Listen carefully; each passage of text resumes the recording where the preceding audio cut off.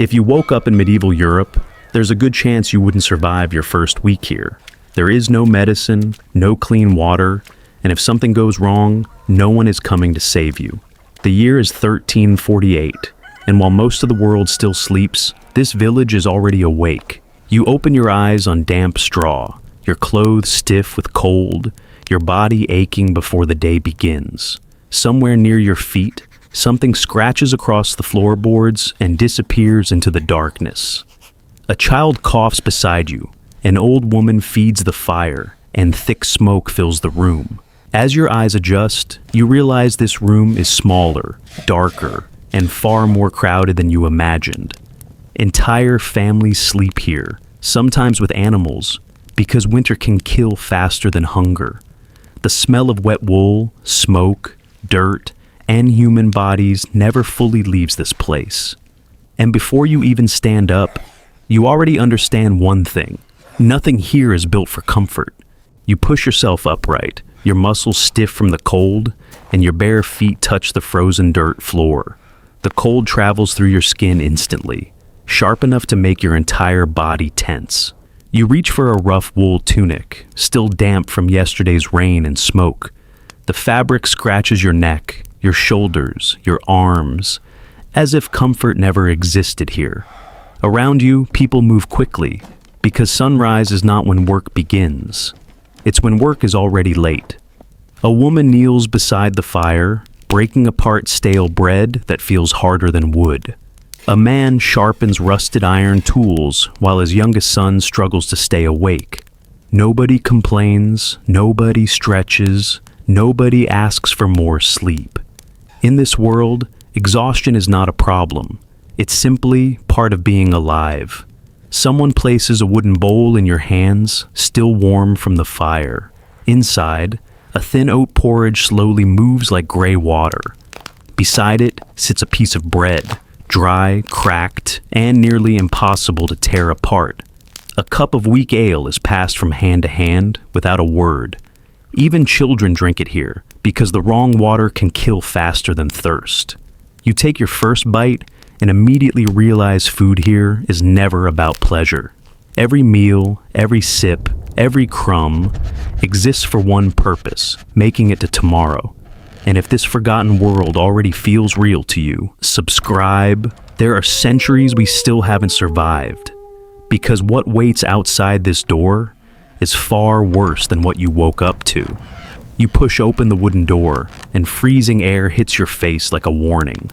Outside, the village is already moving, breathing, shouting, and surviving without waiting for anyone. Your boots sink into thick mud with your very first step. Animal waste, spilled grain, rotten food, and dirty water mix beneath your feet. Smoke rises from every rooftop, covering the morning sky in a permanent gray haze. Merchants shout prices, farmers drag carts, and hungry dogs fight over scraps in the road. A horse passes close enough for you to feel its breath in the freezing air. Children run barefoot through the mud as if this world has never known comfort. And then the smell reaches you, stronger than anything inside the house. Rotting food, animal waste, smoke, sweat, and sickness all living in the same air. By the time the sun finally breaks through the morning fog, most of the village has already been working for hours. There are no schedules here, no clocks, no weekends, only daylight. And whatever your body can endure. You follow a group of workers toward the fields, your boots growing heavier with every step. Mud clings to your legs, your clothes, your hands, until it feels like part of your skin.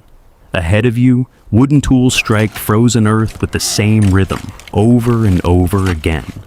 Men, women, and children work side by side, because hunger does not care how old you are. A boy no older than 8 struggles to carry a bucket almost half his size. Nobody stops to help him, not because they're cruel, because everyone is already struggling. Beside you, a farmer wipes sweat and dirt from his face with cracked, bleeding hands. His back bends with every movement, but his hands never stop. A blacksmith nearby hammers glowing iron, each strike echoing across the village like thunder.